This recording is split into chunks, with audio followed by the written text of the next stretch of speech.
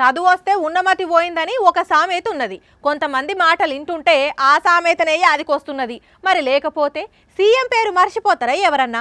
మొన్న హైదరాబాద్లో ఒక పెద్ద మీటింగు జరిగింది. ఆ యాంకర్ ఎవరో కానీ మీటింగుకు హాజరైన సీఎం రేవంత్ రెడ్డి పేరుకు బదులు ఇంకో పేరు చెప్పి అందరి ముందు సార్ ఇజ్జతి తీసిండ్లు. దీని వెనుక ఏదో పెద్ద కుట్రున్నది అని అంటున్నారు కాంగ్రెస్ లీడర్లు. తెలంగాణ రాష్ట్రానికి ముఖ్యమంత్రి రేవంత్ రెడ్డి. ఆ విషయం తెలియని ఎవరన్నా ఉంటారు? రానులా ఎవ్వరు ఉండరు. కానీ హైదరాబాద్ లో జరిగిన ప్రపంచ తెలుగు సమాఖ్య మహాసభల ఒక యాంకరు తెలంగాణ ముఖ్యమంత్రి రేవంత్ రెడ్డి సార్ పేరు మర్చిపోయిండు. మన ప్రియతమ నాయకులు తెలంగాణ రాష్ట్ర ముఖ్యమంత్రి గౌరవనీయులు శ్రీ కిరణ్ కుమార్ గారు రాష్ట్ర ముఖ్యమంత్రి కిరణ్ కుమార్ అన్నాడు.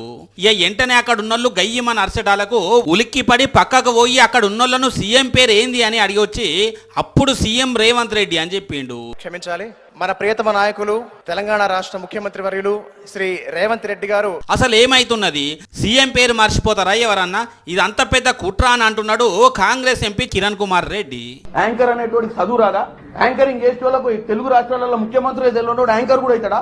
ఇలా మనం చిన్న చిన్న దాంట్లోనే ఇట్లా కాగితం రాసుకొని వచ్చి చదువుతున్నాం. ఒక ఎంపీ గుండి నేను ఒక యాంకర్ ఒక ముఖ్యమంత్రి వచ్చినప్పుడు ఏ ముఖ్యమంత్రి వచ్చిందో తెలియకుండా చదువుతాడా? దీని వెనక ఏదో కుట్ర ఉందని నాకు అనిపిస్తుంది. అంత పెద్ద మీటింగ్ లా సీఎం ముంగట్నే గా యాంకర్ నోటుకొచ్చిన పేరు చెప్పేసిండు.